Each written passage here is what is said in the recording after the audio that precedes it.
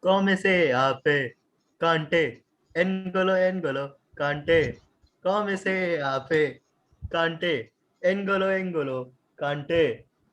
Blue is the color. Football is the game. We're all together. And winning is our aim. So cheer us on through the sun and rain. Cause Chelsea is our name. And Chelsea are the champions of Europe right now. Hello and welcome to the Football Parliament podcast, your one stop destination for all your football debates, opinions, and discussions. Today is not going to be an ordinary podcast because it's a celebration video. We Chirag, Tanish, and we've got a guest with us who is also a Chelsea fan, Karan. Welcome to the podcast. Are all going to be expressing our joy, our happiness, whereas Rishabh Kumar, who we just saw, has turned off his video. Uh, Rishabh, let's start with you. How do you feel after the finals? I mean, I don't. I it's a mixed feeling, honestly. I went in, to the match with a lot of anxiety. I thought that this was going to be a very tight match, which it was honestly, and I thought that maybe just maybe this could be our year. We could get the edge over City, but we didn't, and there was a lot of frustration, but I think all the more there was a lot of overwhelming sadness that came with it. As soon as the Kai Havertz goal went in, throughout the entire match, I was just silent. I couldn't. I didn't talk at all. I was just sitting and watching the match, and the final whistle blew, and it's really frustrating because for a City fan, we're complete bottle jobs in Europe. I think we found that out again yesterday. So it was very frustrating. We couldn't do much about it. It was sad to see that Aguero was leaving. Not on a high that we wished he would. Is Aguero leaving But now, or is but no, it's honestly fair play to Chelsea. They were the better team, I think, since the start of the game. We had one shot on target the entire game. So I guess that does say a lot about City. But I honestly don't know what else to say. I No, honestly I'll don't. just divert the talk to Karan. See, according to me, he's the only one who has watched the 2012 final at that day itself and knows the feelings. He has experienced it both. Karan, which is the better one, and how is it different from 2012? Well, I'd say that 2012, I remember watching it back in 2012, and when I was watching the finals in 2012, it was pretty interesting because I thought we lost the game when in the 83rd minute. Remember when Muller, when they scored, I thought we lost the game.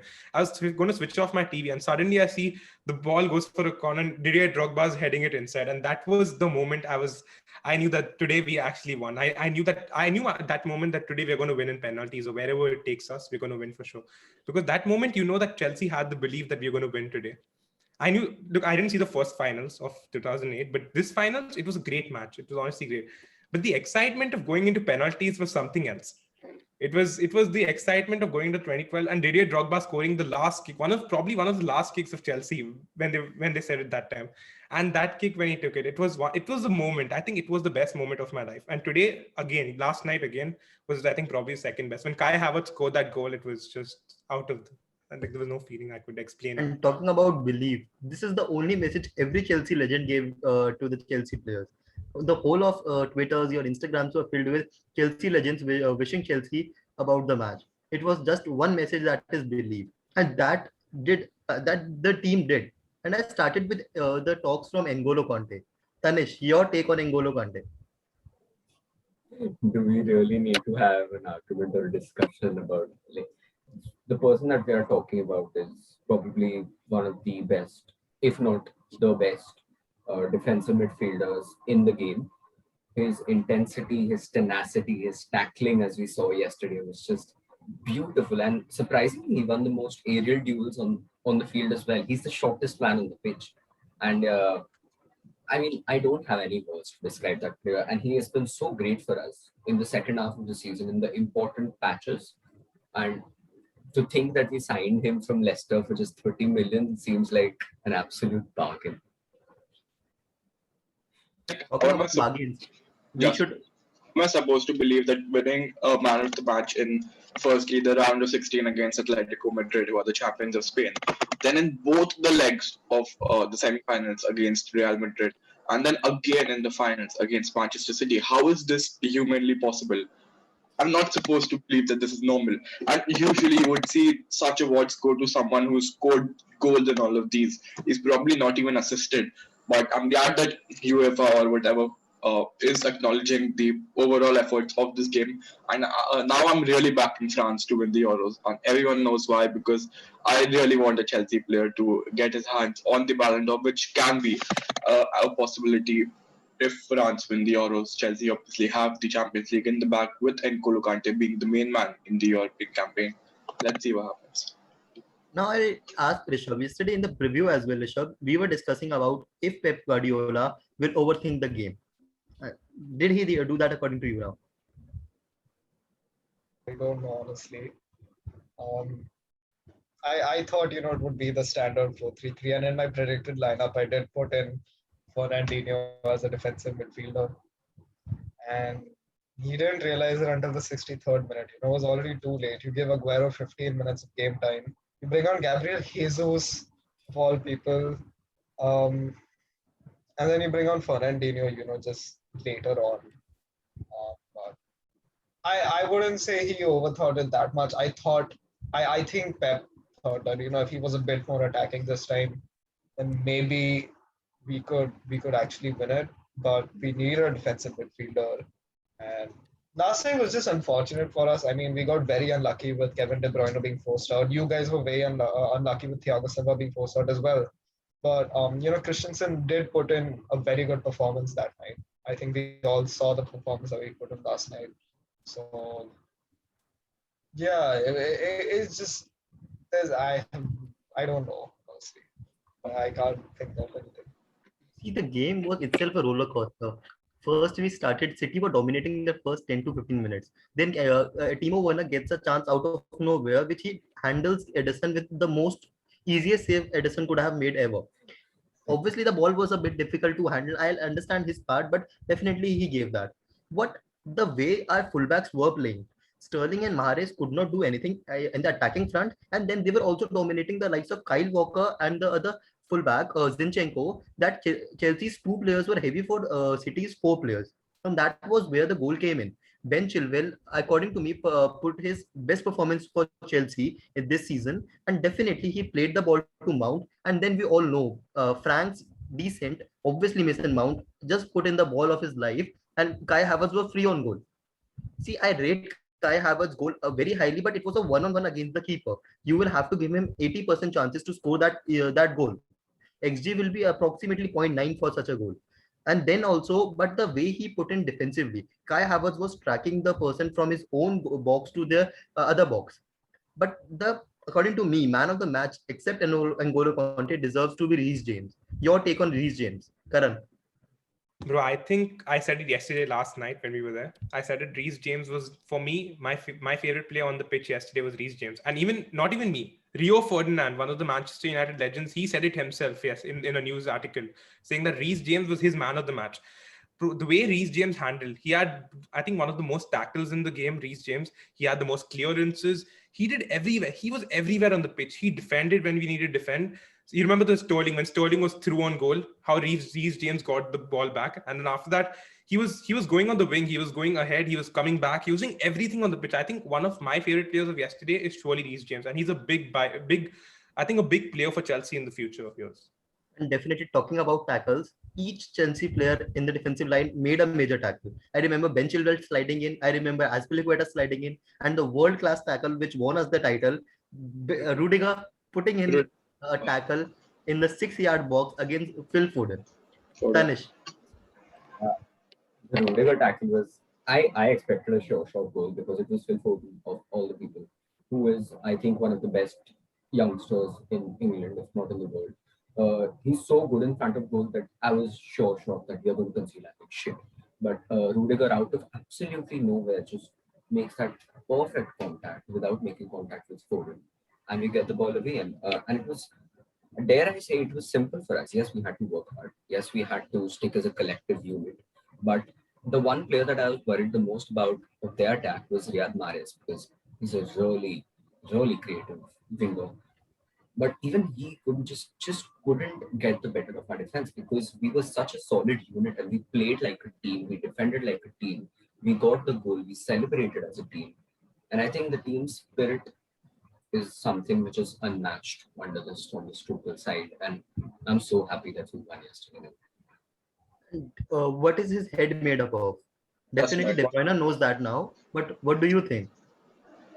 Yeah, I don't know how Rudiger does not come away with anything, and De Bruyne suffers a nose injury. Although I don't support that side of the game, it is a matter of fact that this side of the game exists in football, and even teams like City, they themselves use it, namely Fernandinho. Uh, I've seen a lot of tackles go in. I've seen a lot of collisions. I've seen a lot of impacts. And I won't argue with anyone. This wasn't intentional. This was intentional. I could see that he was trying to block it. He was trying to screen it. It was just unfortunate that the contact which came in was so hard on De Bruyne's nose that he was forced off.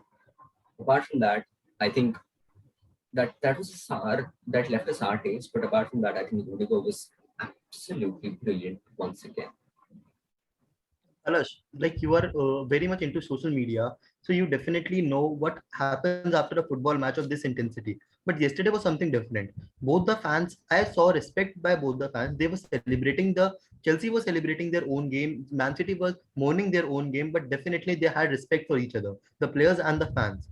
First of all, I will also mention to all our viewers, Rishabh, I saw him during the match when Chelsea were receiving the medals at the podium. That guy was clapping for the Chelsea team, and that is the thing we live football for. That is Hashtag the clap for respect we Rishabh. demand in football. Yeah. So I definitely want Palash to put in the views what fans were experiencing yesterday. Am I audible? Yeah, Right.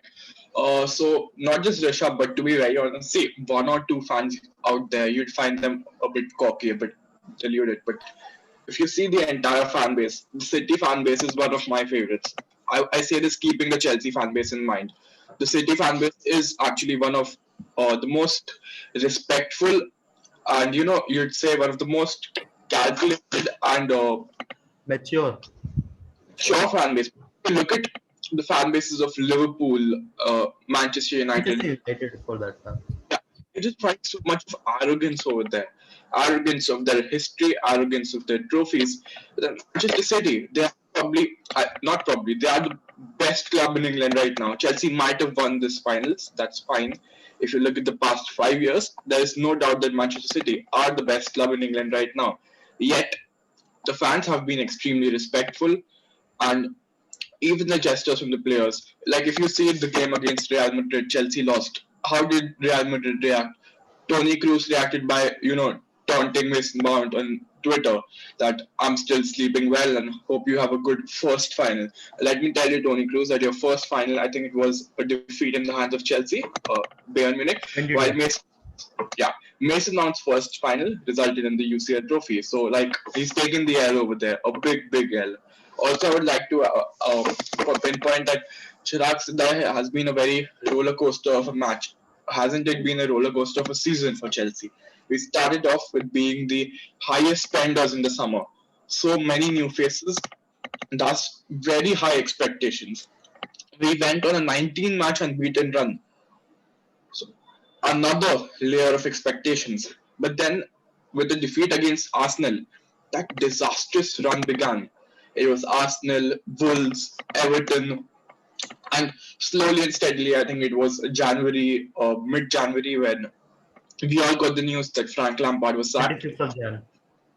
Yeah, and shortly before we also got the news that Chelsea have been drawn with Atletico Madrid. So it was at that point that all Chelsea fans and rival fans were like, okay, Chelsea aren't in the title race anymore.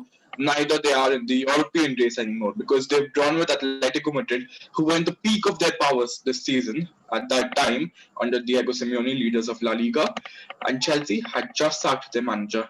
In came Thomas God Tuchel.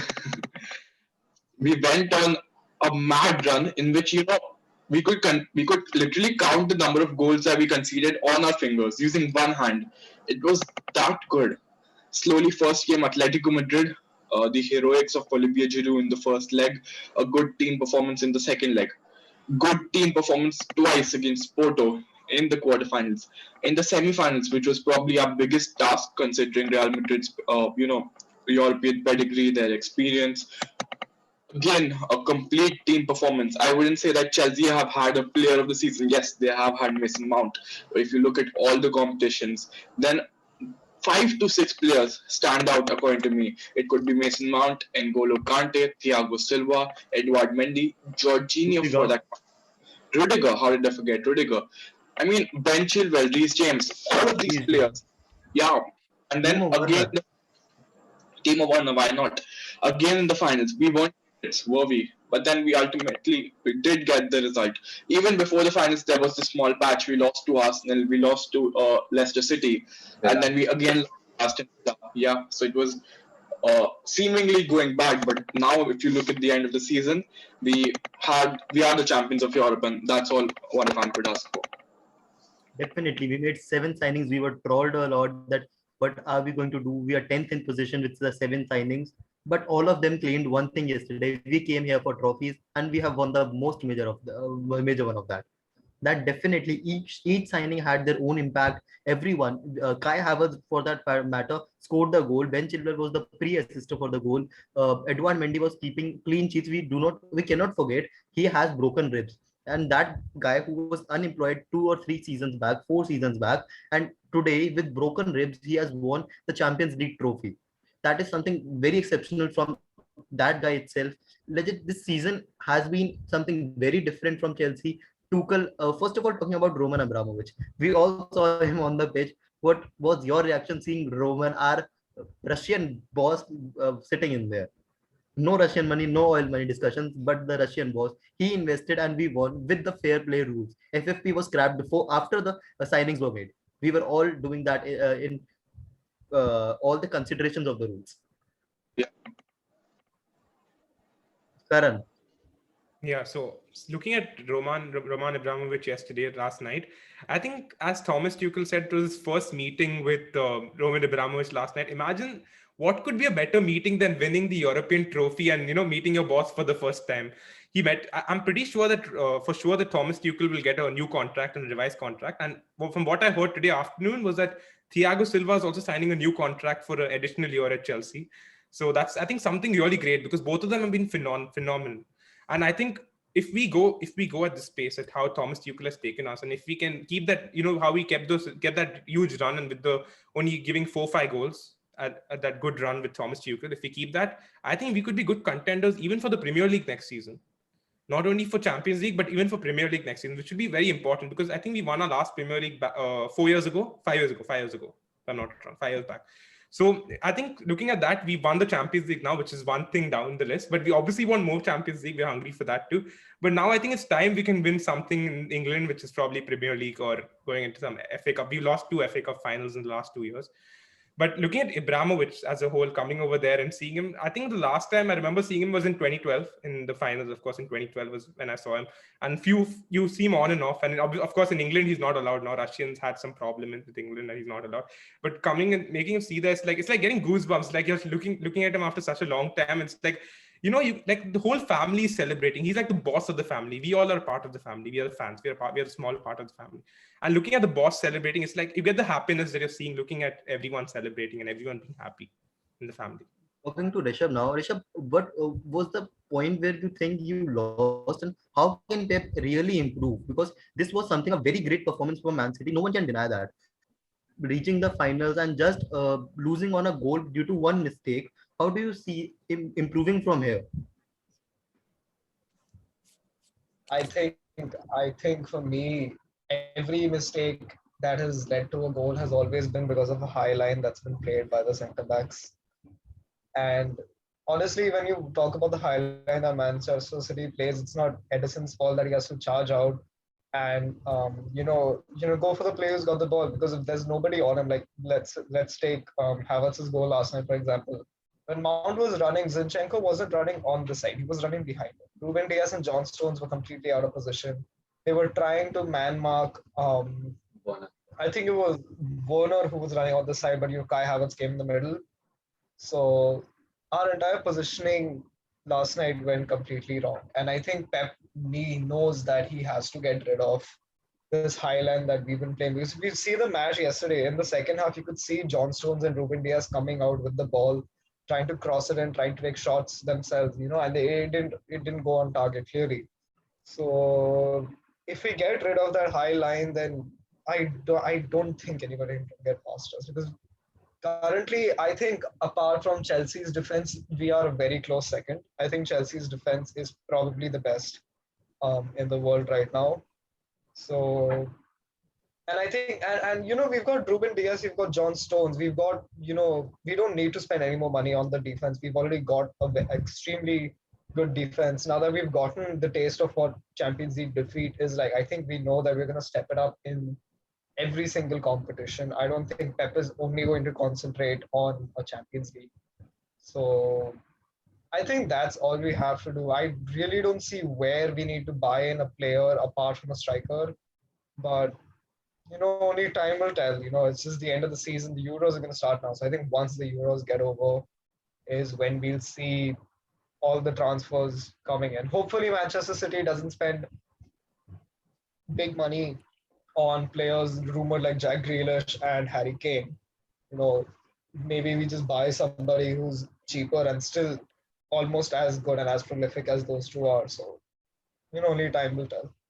See, talking about Man City, I'll still say next year they will have a Phil Foden, one more year experienced Phil Foden. They will have the class of De Bruyne with them. They will have class of Riyad Mahrez. One more year experience of Ferran Torres. Definitely, that team will be more lethal in the coming years because they have the youth to build on, and they definitely all of them have proved us, each one of us wrong. If they do not have Fernandinho in 2 or 3 years, they do have Rodri, but they do have a lot of quality in midfield that we yesterday saw. Definitely it has to be improvement. And talking about Chelsea's defense, conceding just 4 goals in the run of 13 matches, we conceded more from West Brom in a single match. In 90 minutes, we conceded 5 from West Brom. So what was this? Conceding 4 goals, just 4 goals, and we played the best of the teams in the all over Europe. Yeah, actually, to add, Edward Mendy has actually, I think, equaled the record for most clean sheets in a single UCL season with 9. Despite him missing probably a game or two, I remember Krasnodar was one game that he missed. Uh, Regardless, it's an extremely good feat, not just by the goalkeeper but by the entire defense because we need to credit the defense. Yesterday, I read after the match that Mendy had to face just one shot on target. I don't even recollect which was that shot because it probably wasn't. Which one? Heroes trip. No, that was the cross, right? That was not on target He to was be. going for a cross, but he went for a shot. That is the watch. Yeah, that was a shot. So you could see that there wasn't any testing shot, and this our defense was so good, not just this match but the entire season. So this also proves the point in overall football that clean sheets is not just about goalkeepers. Goalkeepers end up winning the Golden Glove. The award is given to them, but it has a lot to do with the defense as well. And Chelsea's defense includes players like Rudiger and Christensen, whose Chelsea careers seemed down and out at the start of the season. It includes players like Reece James and Ben Chilwell, who had so many doubters and haters. James was said to be, a cross merchant by all of these social media fans. Chilwell was said to be overrated, overpriced. He was expected to flop after his 50 million price tag. If you look at it, I think that James and Chilwell right now might be one of the best fullback pairings in England, right there along with City or Liverpool. Definitely better than United is what I feel. I don't see Van Bissaka and Luke Shaw being anywhere close to them. They're doing it in the biggest stages. And Tony Rudiger has been one player I've been the most impressed with because going from mistakes after mistakes last season, I remember Sheffield United when he made that sliding mistake to give McGoldrick an open goal. Now, putting in such performances at the biggest stage against Real Madrid, against Manchester City, it has been one hell of a comeback in his career.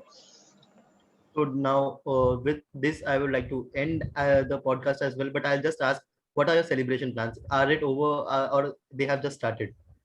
Starting with the party man, Parash. Party man, no such celebration plans. Yes, I had seen the match with my friends yesterday. I was overjoyed. Actually, most of my friends are Manchester United fans, so they were somewhat supporting Chelsea because they wouldn't want Manchester City to win. But then just a bit of good food, good music, and I actually woke up at like 3 and 4 right now, because of which we are posting this podcast so late. So yeah, it's been great. I'll cherish this moment. 29th May 2021 for the rest of my life. It was the first time that I saw Chelsea in a Champions League final, and we won it. It was a great feeling. Karan, your So first say. I think seeing it for the second time, it was great. And I think it was good. It was good. For the first time, I did the same things. I tried the same things. When I last time won, I was jumping on my bed. This time I tried to do it, but I've grown taller. So this time I was hitting the ceiling. So I stopped doing it. But I remember seeing this. I could see, seeing Mason Mount run like Didier Drogba. That was something which was there fresh in my memory. I remember Didier doing that after celebration, and Mason Mount did the same thing, which made me And go back to Lampard kissing time. the trophy, same as Asby. Same way he carried the trophy around, like he took the trophy and ran, and the same way, like how Frank Lampard was, you remember how he took the cup, and Cesar Azpilicueta, he was the same way he kissed the cup and stuff. So it was like some memories were coming back from last time and some amazing stuff. And after the match, I was just shouting champion, champion, and I was just, you remember you were in the call and how I was just going mad, and I just don't know. I couldn't sleep. I just couldn't sleep. I just slept at like around probably 4 5 o'clock or something. And I woke up, even I just woke up at 1 o'clock or something. And I was just, bro, it was a game. I slept in my Chelsea jersey for like the second time in my life. And that was first time was when we won Champions League back in 2012. And today I had to follow the same things what I did back then. So I just did everything what we did there. Anish. I think I had some good food, some good drinks, and all that time pass. And apart from that, I think I cried a lot, to be very honest. No, I'm going to be very honest. And because this is the first time I've seen my club win a Champions League final, and I've seen every single game that Chelsea have played, even Chelsea against Barnsley in the Carabao Cup. So I think I deserve that bit of celebration which you get from winning the Champions League. And it was such a satisfying moment that, and I was just so tired by the end of it that I actually just slept just after half an hour, something like that. So that Definitely. was pretty much my Celebrations celebration. Celebrations Yeah, for Anish has been sleeping the whole day. Chirag, how did you celebrate? First of all, like the night was sleepless. Obviously, you cannot sleep. I already had my plans to eat, what to drink. Whenever like I got whenever the final whistle blew, I'm happy the food was not wasted, because if we would have lost, that was not going into my stomach anyhow. That was it, and definitely the celebrations will go on for all the Chelsea fans for a year or so. Right, then we will end the podcast over here. Hard luck, Rishabh. Come stronger next year. Even Chelsea will. But then that's it for today, guys. For more top quality football content, keep listening to the Football Parliament podcast. Before signing off, I'll just say, Champione, Champione. Ole. Not Ole. He's a PE teacher. Thomas Tuchel. That's it for today, guys.